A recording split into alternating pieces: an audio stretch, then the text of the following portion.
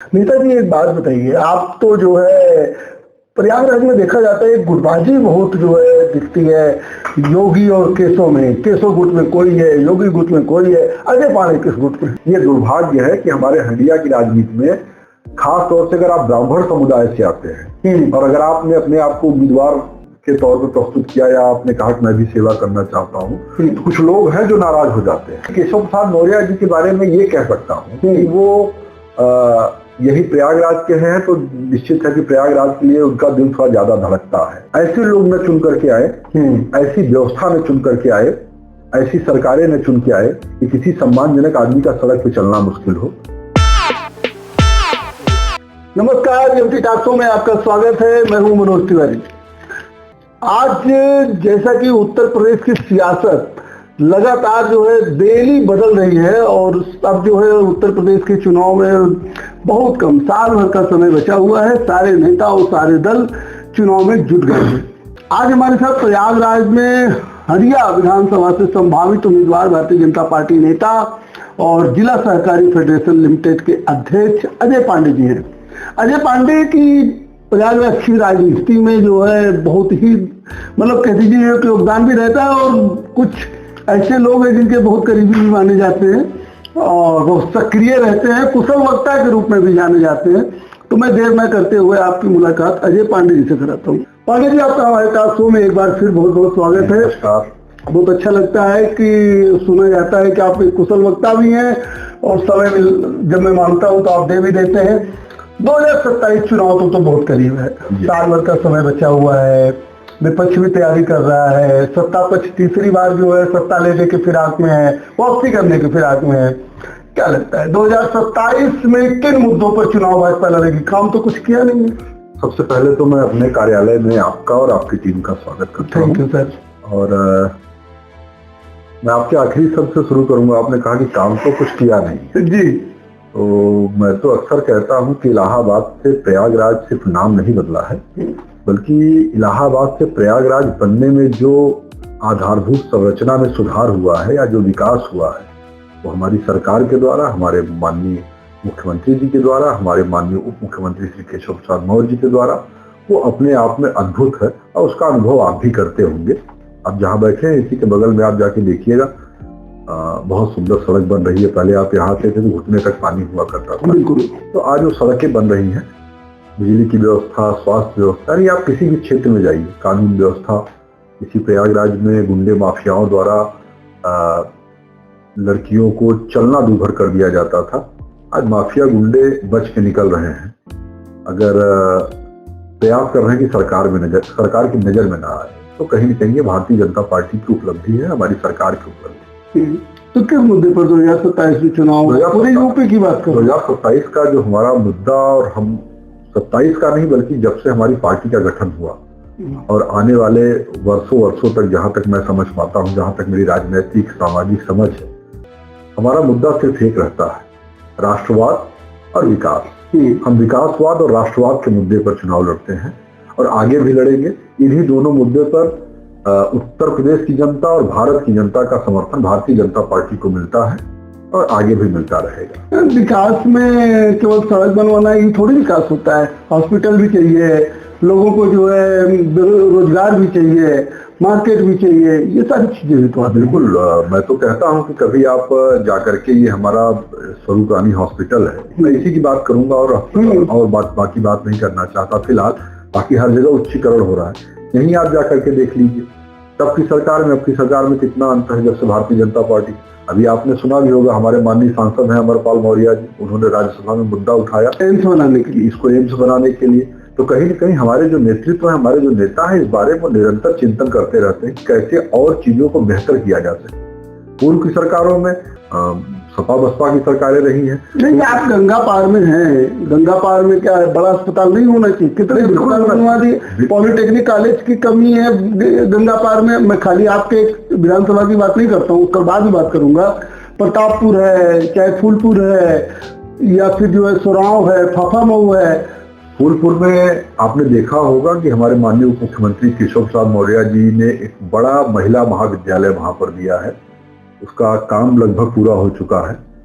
सिर्फ सड़कों की बात नहीं है, आप जिस भी क्षेत्र में जाएंगे, चाहे शिक्षा का क्षेत्र हो, चाहे स्वास्थ्य का क्षेत्र हो, चाहे विद्युत का क्षेत्र हो, मैंने कहा ना कि हर चौतरफा विकास हो रहा है उत्तर प्रदेश में। और उत्तर प्रदेश आज, हम लोग तो बाहर भी जाते रहते हैं, प्रदेश के बाहर भी हम लोग जाते थे। आप यकीन मानिए, पहले उत्तर प्रदेश का होना अपने आप में कहीं न कहीं उत्तर प्रदेश का होना एक वहां पे शर्मिंदगी जैसी होती थी, सामने वाला आपको मजाक की दृष्टि से देखता था। आज उत्तर प्रदेश का परसेप्शन पूरे भारतवर्ष में बदल गया है। आप जिस भी प्रदेश में जाइए, जब आप कहते हो कि उत्तर प्रदेश से हैं, तो लोगों की सोच आपके प्रति अलग नजर आती है, लोगों का विचार आपके प्रति अलग नजर आता है, क्योंकि उनको पता है कि पूरे देश में उत्तर प्रदेश जो है वो भारत के विकास का ग्रोथ इंजन बना। कहने मतलब योगी ने परसेप्शन बदला, मान रहे हैं, इसमें कोई संदेह नहीं कि भारतीय जनता पार्टी की सरकार, हमारे माननीय मुख्यमंत्री योगी आदित्यनाथ जी महाराज, हमारे माननीय मुख्यमंत्री तो और प्रदेशों में भी हैं, लेकिन परसेप्शन अगर बदला तो आपको लगता नहीं कि योगी की हालत? निश्चित रूप से हमारे मुख्यमंत्री जी बिल्कुल बेहतरीन मुख्यमंत्री है, इसमें कोई दो राय नहीं है। जो हमारा है वो सब, हर आदमी थोड़ा स्वार्थी होता है, हम भी थोड़े स्वार्थी है कि हमारा मुख्यमंत्री, हमारा उप मुख्यमंत्री, हमारा नेतृत्व सबसे बेहतर है। नेताजी एक बात बताइए, आपको नहीं लगता कि उत्तर प्रदेश की सियासत में 3 ऐसी घटनाएं घटी जिसने जो है पूरी सियासत में मुद्दों को, माहौल को पूरा बदल दिया? खास तौर से देखिए, ब्राह्मण समाज या सवर्ण समाज जो है भाजपा को वोट देता था, लेकिन जो है सबसे पहले तो जो है यूजीसी का मुद्दा आया। यूनिवर्सिटी ग्रांट कमीशन ने जो नियम बनाए उसमें अघोषित रूप से सामान्य वर्ग जो है अपराधी हो गया, चाहे वो करे या न करे, लेकिन शंका हो गई। दूसरा, अभिमिश्रानंद के अपमान की बातें आई, जो भी समाज में गलत गई। चौथा जो है एक फिल्म आई थी घूसखोर पंडित, उसको लेकर भी ब्राह्मणों में बड़ा उबाल था। आप बताइए, इन सब स्थिति से भारतीय जनता पार्टी से तो ब्राह्मण बहुत नाराज हुए। देखिए, एक बात हमेशा मनोज जी मेरा मानना है, और जो वास्तविकता है कि आप राजनीतिक जीवन में हो तो कम से कम सच्चाई को स्वीकार करना चाहिए। बिल्कुल। पहली बात तो यह कि भाजपा का ब्राह्मण है, ब्राह्मण की भाजपा है, इसमें कोई संदेह नहीं है, न हमें है और न ब्राह्मणों को है और न हमारी पार्टी को है। जहां तक यूजीसी की बात है, तो आपने सोशल मीडिया के माध्यम से भी, और आपने देखा होगा कि मैंने व्यक्तिगत रूप से खुल करके, मुझको लगता है कि पूरे प्रयागराज जनपद में पहला ऐसा आप नेता थे पर जो बैठा हुआ, तो मैंने तो बिल्कुल सबसे पहला व्यक्ति मैं रहा जिसने यूजीसी के बारे में सोशल मीडिया के माध्यम से खुल करके मैंने अपनी बात रखी। तो निश्चित रूप से यूजीसी एक विभाजनकारी कानून है जो कहीं न कहीं छात्रों के बीच आपसी विभेद पैदा कर रहा है। छात्र छात्र होता है, छात्र जीवन में हम लोग भी रहे, यही विश्वविद्यालय के छात्र रहे, हमने कभी ये नहीं जाना कि फला किस वर्ग से आता है, फला किस समुदाय से आता है। तो मैं ये मानता हूं कि हमारा जो नेतृत्व है, हमारे जो पार्टी के शीर्ष नेतृत्व है, अगर कहीं कुछ त्रुटियां होती है तो सहर्ष रूप से स्वीकार करके उसको दुरुस्त भी करते हैं। तो हम ये उम्मीद रखते हैं कि हमारा नेतृत्व, अगर नेतृत्व ने बयान दिया होता कि हाँ ये चीजें गलत हो रही, इस पर बात करेंगे, इसको संशोधित भी किया जा सकता है, यूनिवर्सिटी ग्रांट कमीशन से अपील किया होता कि इसको संशोधित करें, तो बात समझ में आती। भारतीय जनता पार्टी को तो लगा कि एससी और मतलब दलित समाज और जो है बैकवर्ड का वोट नहीं मिलेगा, कोर्ट ने रोक लगाई। नहीं, चाहे बैकवर्ड समुदाय का छात्र हो, चाहे दलित समुदाय का छात्र हो, मेरा मानना है कि जो भी पढ़ा लिखा वर्ग है, जो भी पढ़ा लिखा छात्र है, वो इस कानून से सहमत नहीं है। बिल्कुल स्पष्ट रूप से कह रहा हूँ, चाहे वो दलित छात्र हो, चाहे बैकवर्ड छात्र हो, वो कभी भी ऐसा नहीं चाहेगा कि हमारे किसी जनरल कास्ट के छात्र को अनावश्यक रूप से परेशान किया जाए। ये कभी नहीं चाहेगा वो, ये मेरा मतलब हम लोग भी लोगों के बिल्कुल नहीं चाहेगा। तो ये जो एक सभ्य समाज है, जो एक चाहे वो किसी भी जाति और किसी भी बिरादरी का होगा, वो हर कोई ये कहता है कि यूजीसी ठीक नहीं है। तो मैं सवर्ण की बात नहीं कर रहा हूँ, सवर्ण तो ठीक है, ये तो कानून हमारे खिलाफ है ही है। लेकिन भारतीय जनता पार्टी के लोगों ने जो है नहीं बोला, मतलब उच्च पदाधिकारियों ने या सरकार में जो है उन लोगों ने इसको संशोधन की बात नहीं की, कोर्ट में मामला गया, तब वहां से बात आई है। इससे नहीं लगता भाजपा बैकफुट पे है? नहीं, मेरा मानना है कि हमारा नेतृत्व इस विषय को लेकर गंभीर है और उचित फोरम पर भी हम लोगों ने इस बात को उठाई है, और समय आने पर इसमें सही निर्णय हमारे माननीय शीर्ष नेतृत्व द्वारा निश्चित लिया जाएगा। हमें किसी प्रकार की निराशा हमारी सरकार से नहीं होगी, यह बात तय है। इस बात को हम लोग बिल्कुल मान के चलते हैं कि समय रहते इस पर सही निर्णय लिया जाएगा।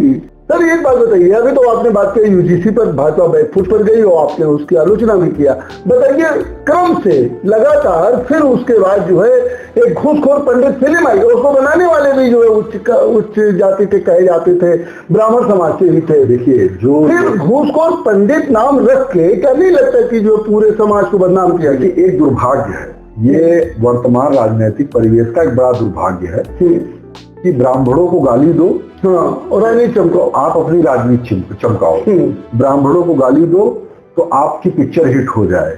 अब ये एक लोगों को ऐसा लगता है। तो घूसखोर पंडित जो मूवी जो टाइटल है वो बेहद निंदनीय है, बेहद खराब है।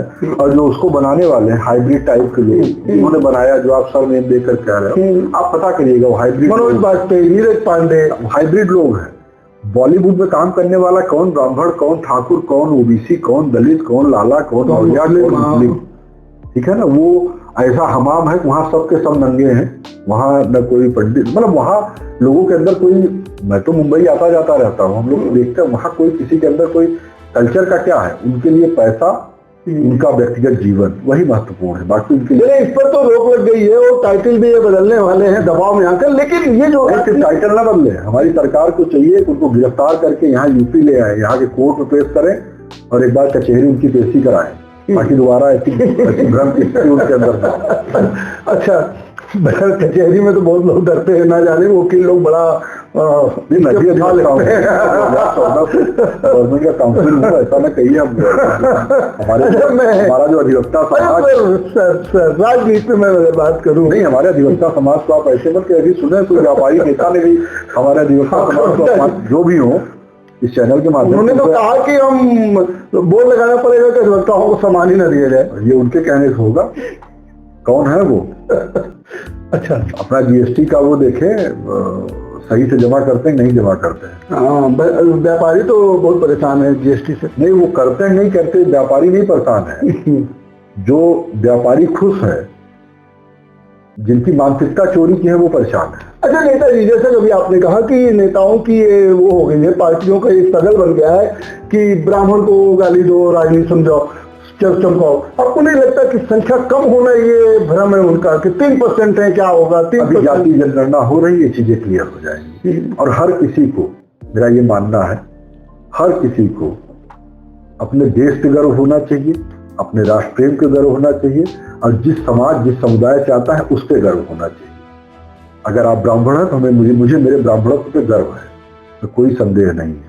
अगर ये बात किसी को बुरी लगती हो तो धन्यवाद। आपको नहीं लगता कि ये एक गलत परसेप्शन है लोगों में 3% को लेकर के? जाति जनगणना होने जा रही है ना, भ्रम दूर हो जाएगा, क्योंकि चुनाव में तो दिख जाता है ना, तो कह रहा हूँ जाति जनगणना हो रही, भ्रम दूर हो जाएगा। फिर मेरा ये मानना है कि देखिए, व्यक्तिगत रूप से मैं स्पष्ट रूप से कहता हूँ, राजनैतिक जीवन में जाति एक समस्या है हमारे देश, हमारे प्रदेश की। अगर विकास नहीं हो पा रहा है, आज जो विशेष अवरोध उत्पन्न होते हैं वो कहीं न कहीं जाति के कारण होते हैं। तो जाति व्यवस्था समाप्त होनी चाहिए, जाति व्यवस्था बंद होनी चाहिए। हाँ, जब आप सामाजिक जीवन जीवन और हो भी रही है, आप जानते तमाम इंटरकास्ट लोगों के घर शादी विवाह एक अलग चीज है, बहुत स्पष्ट रूप से कहता हूँ, और तो कोई भेदभाव नहीं है, लोग कहीं भी उठते हैं, बैठते हैं, खाना। शादी विवाह मैं कहता हूं कि जो जहां करना चाहे वो वहां करे। अगर कोई मान लीजिए, मैं बताऊं, ब्राह्मण में अपने ही धर्म, अपने ही समुदाय में, अपनी जात, तो ये मेरा अपना विशेषाधिकार है, इस पर कोई जबरदस्ती नहीं कर सकता।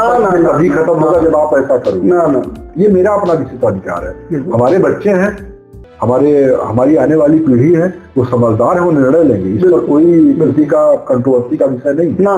तो अगर आपको वो देखना है, जाति देखनी है, तो वहां देख लीजिए, बाकी आप जाति का समाज में स्थान नहीं। अरे सर, यही होता है, बोल दो तो दिक्कत है और प्रमाण पत्र लेने में बताना ही जरूरी है। बहरहाल मैं भी इस नैरेटिव में फंसना नहीं चाहता, लेकिन लोग आजकल राजनीति इसी पर कर रहे हैं और सोशल मीडिया खास तौर से इसके लिए जिम्मेदार है। आपको नहीं लगता? ये दुर्भाग्य है, ये सोशल मीडिया पे जिस तरह से चीजें होती है, वो कहीं न कहीं सोशल मीडिया बहुत नेगेटिव होता चला जा रहा है। हम लोग देखते हैं कि अच्छी चीजें आप अभी पोस्ट कर दो उसको कोई ध्यान नहीं देता, और एक नकारात्मक पोस्ट कर दो, 1000 लाइक्स आ जाते हैं, 1000 कमेंट्स आ जाते हैं, 1000 शेयर भी हो जाता है, हाँ, ज्ञानी लोग भी आ जाते हैं। ये दुर्भाग्य है। अच्छा, तो जो आज राजनीतिक माहौल गरमाया हुआ है, आपको नहीं लगता कि जिस तरीके से 2024 में पीडीए के रथ पर सवार होकर अखिलेश यादव ने 37 लोकसभा सीटें जीती, भारतीय जनता पार्टी तो पूर्ण बहुमत से भी रुक गई है, विधानसभा में ये पीडीए नहीं चलेगा? अखिलेश यादव जी पीडीए के रथ से सवार नहीं थे। 2024 के चुनाव में अखिलेश यादव जी भ्रम के रथ से सवार थे। उन्होंने एक भ्रम का वातावरण बनाया। हमारे कार्यकर्ताओं का, हमारी पार्टी के नेताओं, जो हमारे स्थानीय नेता थे, उनका अति उत्साह था। हमको लगता था कि हम चुनाव बस जनता हमारे पक्ष में है, हम अपने वोटर को पोलिंग बूथ तक टर्न आउट नहीं कर पाए। हमें ये लगा कि हम चुनाव तो जीत ही रहे हैं और बड़े अंतर से जीत रहे हैं। तो अखिलेश यादव जी किसी रथ पे नहीं सवार थे। अखिलेश यादव जी अपने परिवार के भ्रम के रथ से सवार थे, जो चुनाव के तुरंत बाद टूटा, और जितने उपचुनाव हुए उसमें उनका सुपड़ा साफ हो गया। तो आप ये मान के चलिए कि 2027 का चुनाव अखिलेश यादव जी जितनी सीटें जीती थी उसके अधियारे में रह जाएंगे। हमारे माननीय मुख्यमंत्री जी ने अभी थोड़े दिन पहले बयान दिया था अखिलेश यादव के विषय में, तो आप एक तय मान के चलिए कि उनका हश्र वही होना है जो हमारे माननीय मुख्यमंत्री जी ने कहा, आदरणीय केशव प्रसाद मौर्य जी। ध्रुवीकरण करके चुनाव जीतेंगे? हम ध्रुवीकरण करते ही नहीं है। अभी तो आई बात की वंदे मातरम जो नहीं गाएगा उसको बाहर चले जा रहे हैं। आप वंदे मातरम का इतिहास जानते हैं? वंदे मातरम का इतिहास है, वंदे मातरम इस देश की आजादी की जब हमने लड़ाई लड़ी, हमारे पूर्वजों ने जब इस देश में आजादी की लड़ाई लड़ी, तो वंदे मातरम उस लड़ाई का सूत्रगान था। वंदे मातरम बोल के कितने हमारे पूर्वज जो है वो फांसी पे चढ़ गए। फिर भी इसको राष्ट्रगीत के रूप में, राष्ट्रगान के रूप में नहीं, तो कांग्रेस और उनके नेतृत्व के द्वारा किया गया। आप इतिहास में जाएंगे तो आपको पता चलेगा उसकी जानबूझ करके संशोधन किया गया। देश की पहली जो संविधान सभा या जो लोकसभा की बैठक हुई उसमें स्पष्ट रूप से वंदे मातरम और राष्ट्रगान जो था उनको एक मान्यता देने की बात की गई। लेकिन तुष्टीकरण, जो आपने कहा कि धार्मिक तुष्टीकरण, तो इस देश का जो विपक्ष है, कांग्रेस पार्टी और उसके जो भी सहयोगी हैं, उन्होंने धार्मिक तुष्टीकरण करने का ठेका ले रखा है। अच्छा। वहीं से इसकी शुरुआत हो गई। आपने क्यों जनगण मन अधिनायक जो हमारा राष्ट्रगान है उसी की तरह राष्ट्रगीत को क्यों मान्यता नहीं दी? और फिर आज सिर्फ वंदे मातरम की बात नहीं है। आप बताइए, मैं आपसे सवाल करता हूं कि आज सेंसर बोर्ड द्वारा एक नियम लाया गया है कि आप कोई भी पिक्चर हॉल में पिक्चर चलेगी तो राष्ट्रगान बजेगा, और राष्ट्रगान बजता है और सब लोग खड़े हो जाते हैं। एक समुदाय विशेष के लोगों को दिक्कत क्यों होती है खड़े होने में? सब खड़े होते हैं? बिल्कुल नहीं खड़े होते हैं। आपको नहीं जानकारी, आप पता कर लीजिएगा। तो आप क्यों नहीं खड़े होते हैं? या आप राष्ट्र के जो भी हमारा राष्ट्र का धरोहर उसका आप अपमान करोगे क्यों? इसलिए, और मैं तो खुलेआम कहता हूं, इस देश में रहने का हक उसको है जिसके लिए देश प्रथम हो। और मैं हिंदू हूं, मैं कहता हूं मेरे लिए मेरा देश पहले है, धर्म बाद में है। तो किसको देश नहीं प्रथम होता? ये आप सवाल करिए ना कि सबको देश। आप जाइए और जाकर के जो लोग वंदे मातरम का विरोध कर रहे हैं उनके घर में घुस करके सवाल, बस एक सवाल आप करिएगा कि आपके लिए देश पहले है कि आपके लिए धर्म पहले है? नहीं, मानना यह है कि अनिवार्य समस्या होगी पाकिस्तान में, झंडा आप यहाँ फूकेंगे। समस्या होगी फिलिस्तीन में, विरोध आप यहाँ दर्ज करेंगे। समस्या होगी इजराइल और गाजा में, आप मुंबई में राष्ट्रीय स्मारक को तोड़ेंगे। कैसे चलेगा भाई? ऐसे लोगों को तो चिन्हित करना पड़ेगा ना। आप रोहिंग्या बांग्लादेशी यहाँ बुलाएंगे, उनको अपना रिश्तेदार बताएंगे। अभी तक तो ये कोई चलाए थोड़ी ना पहुंच पाया। अभी तो यूपी सरकार एक भी रोहिंग्या को नहीं गिरफ्तार कर रहे हैं। वो आप देख रहे हैं, सब जगह काम चल रहा है, और इसीलिए तो विपक्ष अपना छाती पीट रहा है। और क्यों पीट रहा है? मैं यही जानना चाहता था, पिछड़ा दलित अल्पसंख्यक का जो गठजोड़ समाजवादी पार्टी ने किया 2027 में, उसका क्या असर होगा? पिछड़ा दलित अल्पसंख्यक का गठजोड़ नहीं है, वो उनके हमारे नेतृत्व कहते हैं कि परिवार डेवलपमेंट अथॉरिटी। तो परिवार की जो विरासत है उसको बचाने की लड़ाई है। दुर्भाग्य से मैं स्पष्ट रूप से कहता हूं कि इस देश में एक वर्ग विशेष आजादी के तुरंत बाद से ही भ्रमित हुआ। इस देश का बंटवारा हुआ उनके भ्रमित होने के कारण। जो पाकिस्तान के जिन्ना साहब थे, पहली भ्रम की शुरुआत उन्होंने पैदा करी, और दुर्भाग्य से वो भ्रम की स्थिति आज तक चली आ रही है। और वो जिन्नावादी सोच आज ये विपक्ष के जो नेता हैं उसी सोच को लागू करके सिर्फ वोट लेना चाहते हैं। भाजपा तो कहती है कि भाजपा ने तो आजादी की लड़ाई कभी लड़ी ही नहीं, जबरदस्ती जो है। आजादी की लड़ाई इस देश की जनता ने लड़ी, किसी ने नहीं लड़ी थी। आजादी की लड़ाई इस देश की आरएसएस ने नहीं लड़ी। नहीं, आरएसएस उस समय, आरएसएस और कांग्रेस और भाजपा की आप क्या बात करते हैं? मैं तो कह रहा हूँ कि उस समय तो आजादी की लड़ाई इस देश की जनता ने लड़ी।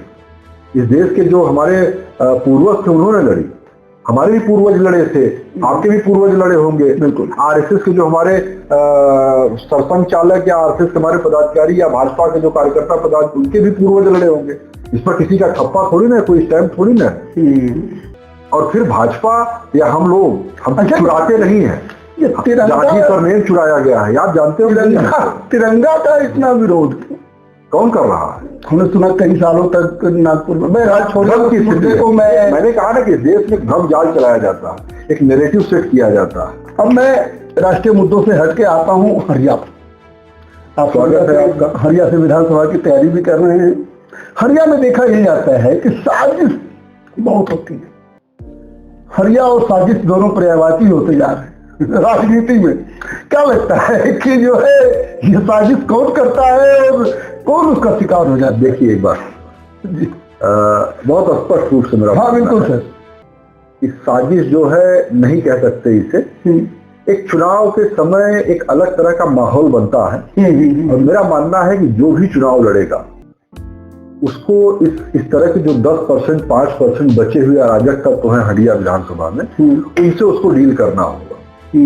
जो इन चीजों से डील कर पाएगा वो चुनाव जीत जाएगा भाजपा से, वो जो भी हो। तो मेरा ये मानना है कि चुनाव का समय आता है तो थोड़ी बहुत साजिश, थोड़ी बहुत रंजिश, थोड़ी बहुत पुरानी बातें, नई बातें, इनका समावेश होकर के एक बड़ी समस्या निकल के आती है।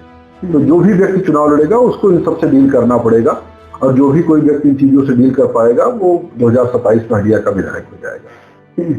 हरिया में आज की तारीख में हाकिम लाल बिंद विधायक हैं और हाकिम लाल बिंद के साथ माना जा रहा है कि पिछड़ा दलित अल्पसंख्यक के साथ साथ उनका समाज जिस तरीके से है उनका समीकरण बहुत मजबूत है। तो भाजपा का समीकरण वहाँ क्या है?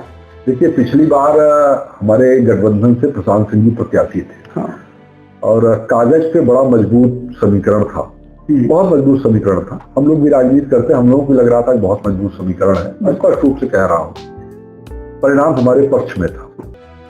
हमारा दुर्भाग्य था कि ये इसको दुर्भाग्य ही कहेंगे कि हम लोग मात्र 3000 कुछ 100 वोटों से चुनाव हार गए। इतने मजबूत समीकरण के बाद हम 3000 वोटों से चुनाव हारते हैं तो आप भरोसा रखिए 2027 में भाजपा का जो कार्यकर्ता चुनाव लड़ेगा वो 30,000 वोटों से हरिया को जीतेगा। आपको लगता है? बिल्कुल 100%।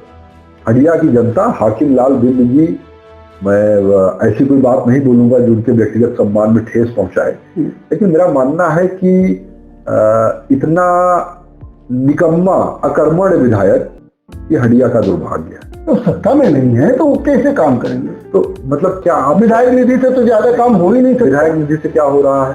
विधायक निधि से 60% वाला कमीशन वाला गेट लग रहा है। तो भाजपा के विधायक की लगवा रहे हैं। कहाँ लगवा रहे हैं? गुरु प्रसाद मौर्य के विधानसभा क्षेत्र में चले जाइए, ढेर सारे लगे हुए हैं। गुरु प्रसाद मौर्य जी का बोर्ड देख लीजिए और हाकिम लाल जी का बोर्ड। तो बोर्ड में अंतर है। अच्छा, लगवाए तो सब है, जो लगवाए हैं वो जाने। मैं अपनी हंडिया की बात कर रहा हूँ। आपने हंडिया की बात करी ना? हाँ। तो हंडिया में हाकिम लाल जी का विकास, अभी आप कहेंगे गुरु प्रसाद जी की मैं 10 उपलब्धियां आपको बताऊंगा तो आप कहोगे वो सत्ता पार्टी के विधायक हैं। आप कहोगे ना? नहीं, ये जानना चाहिए। मेरा विधानसभा नहीं है लेकिन कहिए तो गुरु प्रसाद कंटिन्यू आपको उनकी उपलब्धियां हंडिया पर केंद्रित रहे। अगर आप हंडिया पर केंद्रित है तो हाकिम लाल का विकास यही है कि किसी प्राइवेट शिक्षण संस्थान में आप जाएंगे तो वहां उनका बोर्ड दिख जाएगा। वो कैसे मिलता है पैसा आप जानते हो। जगह जगह एक बोर्ड मिल जाएगा जिसके बारे में आम धारणा है, लोगों का ऐसा मानना है कि इसमें 60% कमीशन चलता है। तो वो अपना व्यक्तिगत विकास करने में लगे हुए हैं। इसके लिए उनको मेरी तरफ से शुभकामनाएं, बधाई। लेकिन जनता के लिए उनकी चिंता नहीं है, जनता के लिए उनकी कोई सोच नहीं है, कोई विजन नहीं है। मतलब वो समीकरण पर ही चुनाव जीतते हैं निश्चित रूप से। देखिए एक बात आप जानिए, 2017 का चुनाव हो या 2022 का चुनाव हो, भारतीय जनता पार्टी चुनाव खुद से हारी। मैं स्पष्ट रूप से कहता हूं कि 2017 का चुनाव हो चाहे 2022 का चुनाव हो, हम अपनी कमियों से हारे। हमको हाकिम लाल ने नहीं हराया, साजिश हुई। हाँ बिल्कुल। 17 में आदरणीय राकेश दत्त त्रिपाठी जी की पत्नी चुनाव लड़ी थी। मैं उनके चुनाव का संयोजक था विधानसभा का, भारतीय जनता पार्टी। मैंने बहुत करीब से वो चुनाव देखा था। हम जीतते जीतते आखिरी में चुनाव हार गए और वो वही जो आपने कहा कि आखिरी समय पर कुछ ग्रह नक्षत्र ऐसे इकट्ठा होते हैं। यही 2022 के प्रशांत सिंह के चुनाव में हुआ। तो मैं उम्मीद करता हूं कि इस बार 27 में हम लोग इस चक्रव्यूह को तोड़ पाए और 3000 से हारे हैं, 30,000 से जीतेंगे। हाकिम लाल बिंद भाजपा से ले आए तो ये बहुत अजीब टाइप का सवाल जो कि कभी पता नहीं क्या होता है, कौन कहाँ जाएगा, कौन कहाँ नहीं जाएगा। यही तो राजनीतिक चरित्र खराब है ना, ये जो दल बदल की राजनीतिक चरित्र है, वही तो मैं जानना, ये तो बेहद खराब है। अच्छा नेताजी, चलिए आपने कहा शासनकाल बिंदु ने विकास नहीं किया, केवल अपना विकास किया। हाँ, आखिर सत्ता पक्ष से जुड़े हुए अजय पांडे वहीं के हैं, प्रशांत सिंह वहीं के हैं, राकेश दत्त त्रिपाठी हड़िया के हैं, जिला पंचायत अध्यक्ष बीके सिंह वहीं के हैं, तो फिर आज हड़िया में समस्याएं क्यों है? केवल विधायक ही उसके लिए जिम्मेदार है? सड़कें मैं बता रहा हूँ आपसे। हाँ, एक हमारे यहाँ बड़ी सड़क का मुद्दा था, बिठौली से टेला रोड का।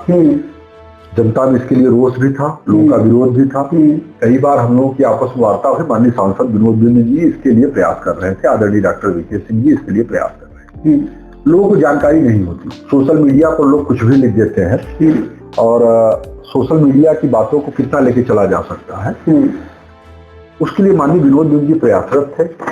कुछ उसमें टेक्निकल इश्यूज थे, उसकी लंबाई चौड़ाई को लेकर के, इसको आदरणीय विनोद बिंद जी ने दुरुस्त कराया और आज सड़क को टेंडर हो गया। ये बहुत से वही बस्ती की बात कर रहा हूँ। और फिर ये जो क्या नाम है लाक्षागृह वाली रोड है, बहुत अच्छी बनी है, जाके देख के आइए। कब आप गए थे? इधर में लगता है 6 महीने अभी परसों गए थे शादी में पृथ्वीपुर में। एकदम बेहतरीन सड़क है। तो मतलब हड़िया में कोई मुद्दा नहीं है विकास। देखिए एक बात आप जानिए, हंडिया, ये मेरा व्यक्तिगत रूप से मानना है कि हंडिया विधानसभा में जैसे हमारी जो लीडरशिप रही इसके पूर्व में वो बहुत मजबूत रही। जैसे उदाहरण दे रहा हूँ, आदरणीय राकेश दत्त त्रिपाठी जी का नेतृत्व था, कोई संदेह नहीं, बहुत अच्छा कार्यकाल रहा, उन्होंने बहुत अच्छे काम किए हंडिया में। तो हंडिया में मूलभूत चीजें हमारी पहले से थी। सरकार ने इधर बहुत अच्छा काम किया, सरकार ने जो सरकार की तरफ से योजनाएं हो सकती थी। उसके बाद हंडिया का ये हमारा सौभाग्य रहा कि आदरणीय डॉक्टर वीके सिंह जैसा जिला पंचायत अध्यक्ष मिला जो हंडिया के ही रहने वाले हैं। स्वाभाविक सी बात है कि जो व्यक्ति जहाँ का रहता है वहां के बारे में थोड़ा ज्यादा सोच पाता है।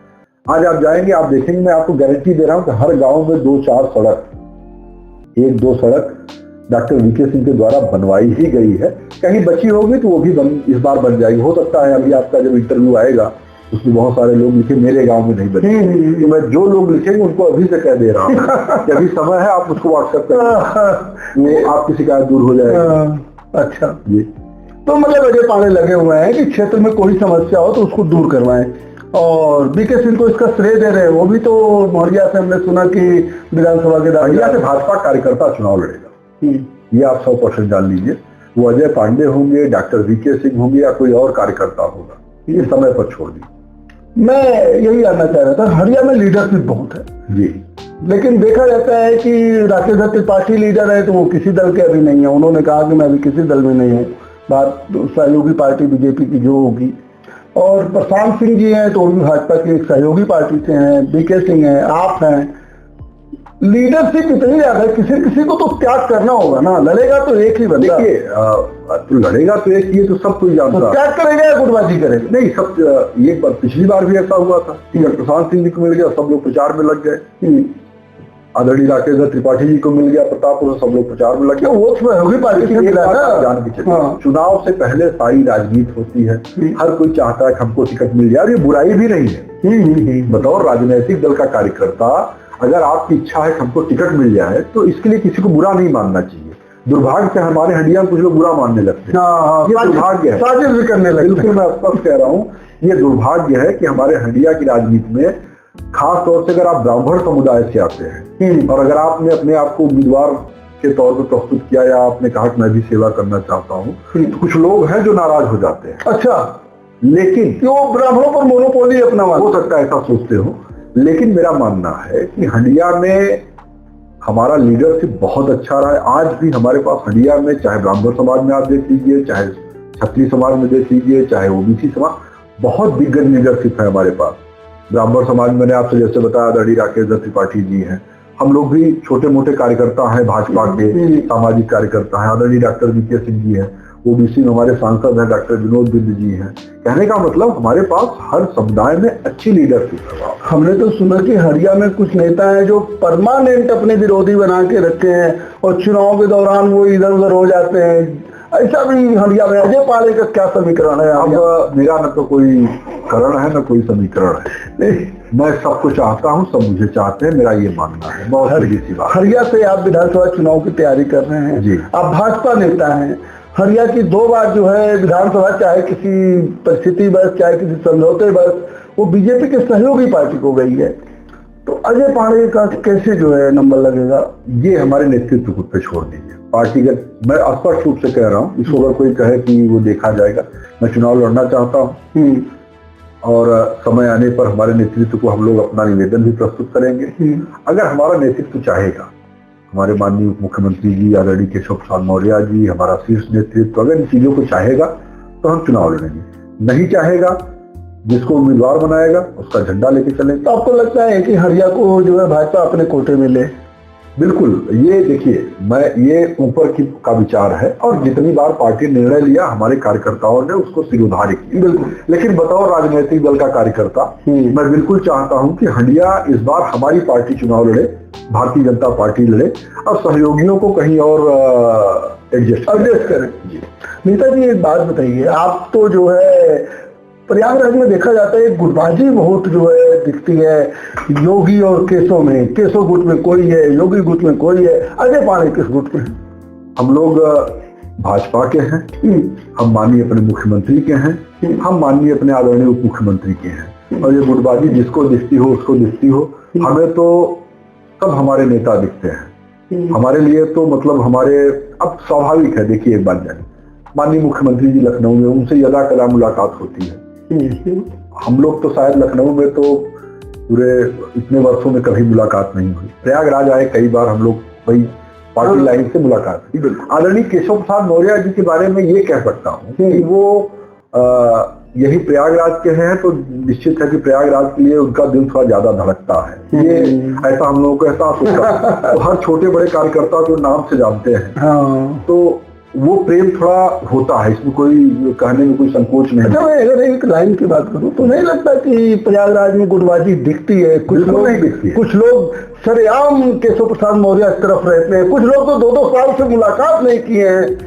पता नहीं आप किसकी बात कर रहा हूँ, मैं नहीं जानता। चलिए, लेकिन मैं आपसे स्पष्ट रूप से कहता हूँ कि केशव प्रसाद मौर्य जी का जो स्वभाव है, देखिए अब मैं अगर आपसे नहीं मिला हूं ज्यादा, आप हमारे लीडर हैं, आप हमारे माननीय हैं, ये इसमें कोई संदेह नहीं। आप हमारे नेता हैं और इतना बेहतरीन मुख्यमंत्री पूरे देश में नहीं है, आप जान लीजिए, स्पष्ट रूप से कह रहा हूं। लेकिन मैंने जो कहा ना कि केशव जी का दिल प्रयागराज के लिए थोड़ा ज्यादा धड़कता है, प्रयागराज के कार्यकर्ताओं के लिए थोड़ा ज्यादा धड़कता है।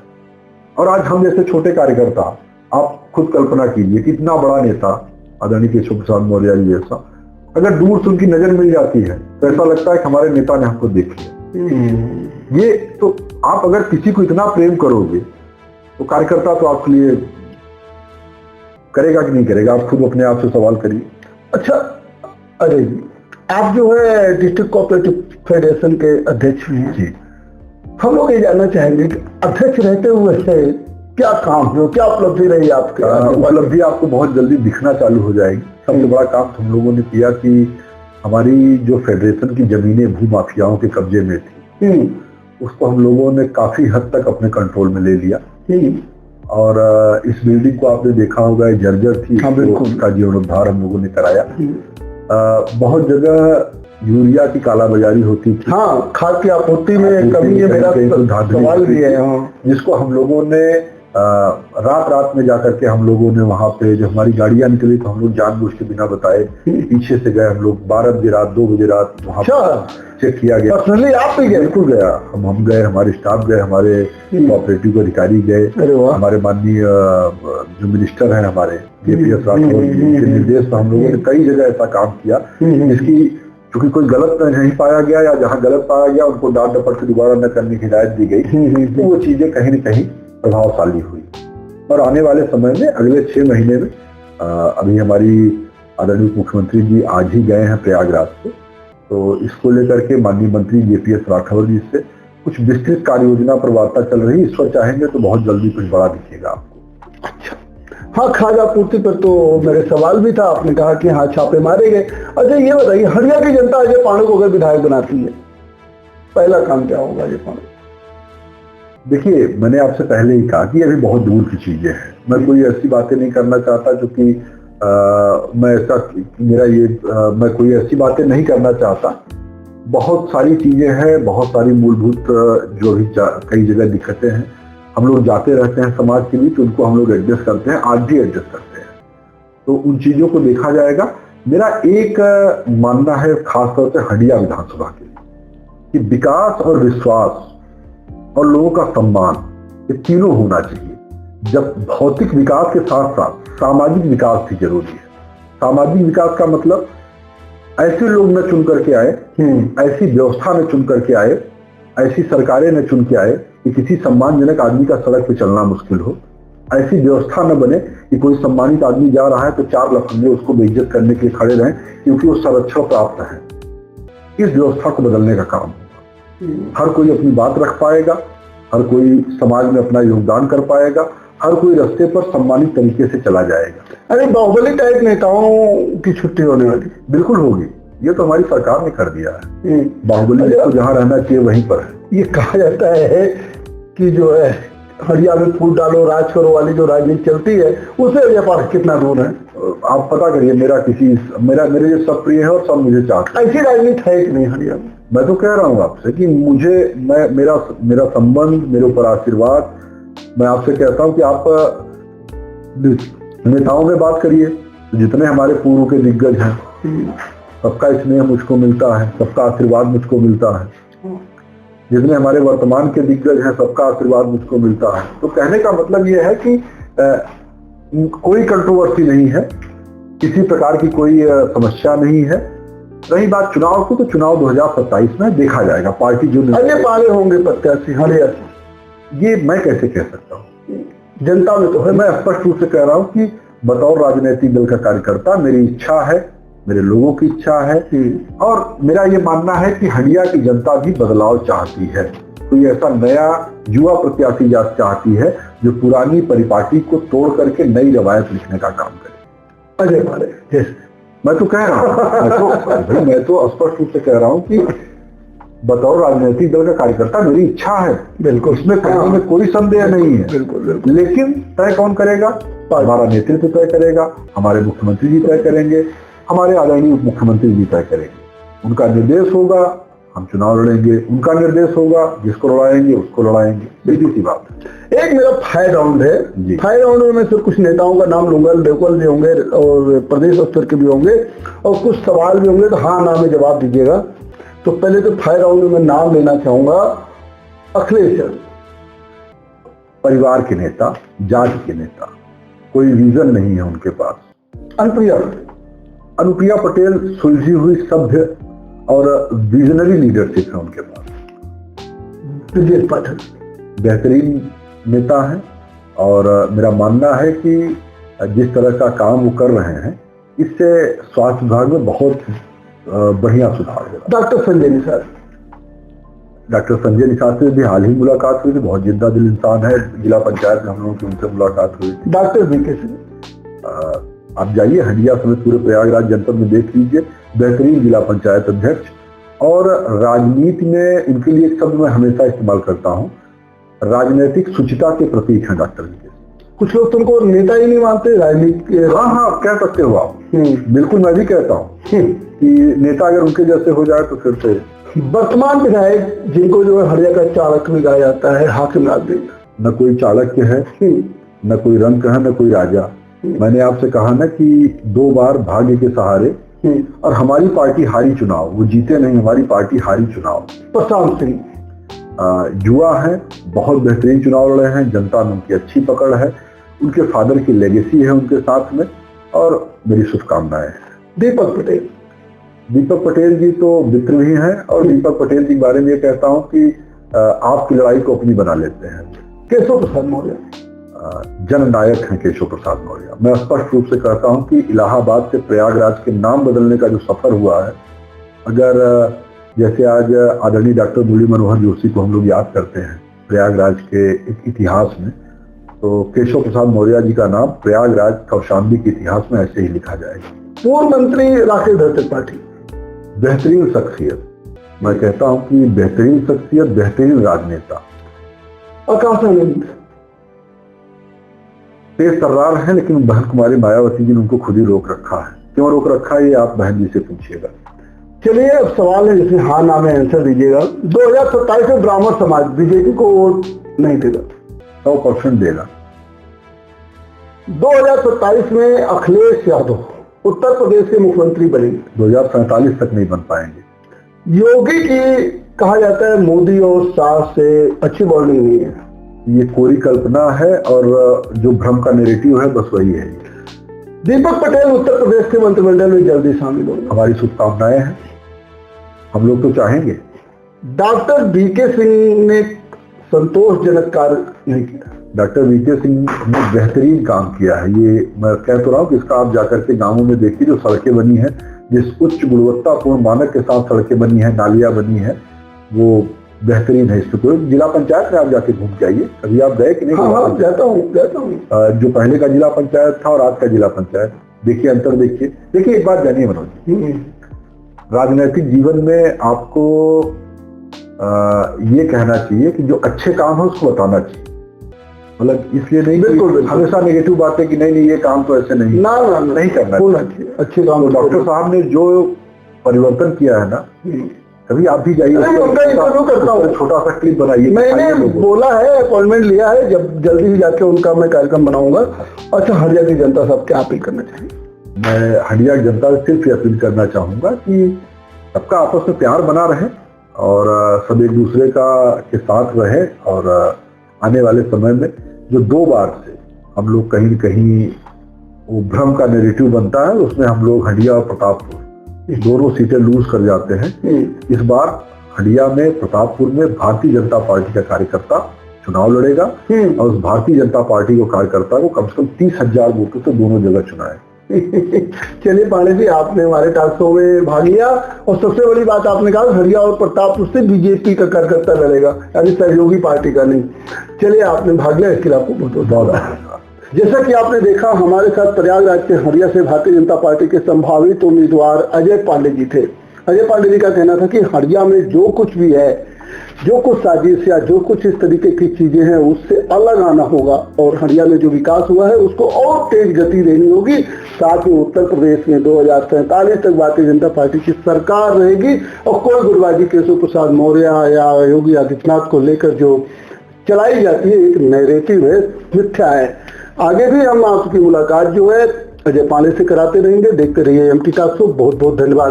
आपको इस चीज और बता दें कि भाजपा नेता अजय पांडे जी ने यह भी बताया कि आज ब्राह्मणों पर हमला करके या ब्राह्मणों के बारे में उल्टा सीधा बोल के लोग राजनीति चमकाना चाहते हैं, लेकिन ब्राह्मण समाज भारतीय जनता पार्टी से अलग नहीं होगा।